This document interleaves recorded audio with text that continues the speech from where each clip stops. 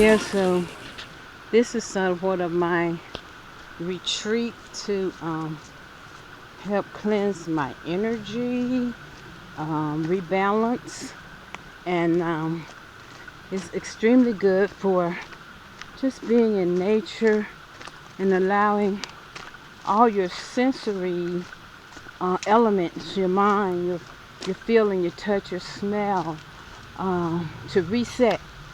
And now we're on a 1 mile walk out here at Dukes Creek up here in the North Georgia mountains. Again, you can get near some water, get in some real water, some real God over the rock, come from the mountain, ain't seen nobody else water. That's just for you.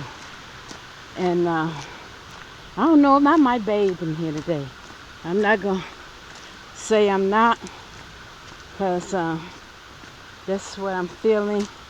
So we're getting ready to go down this little treacherous path right here. Better wash my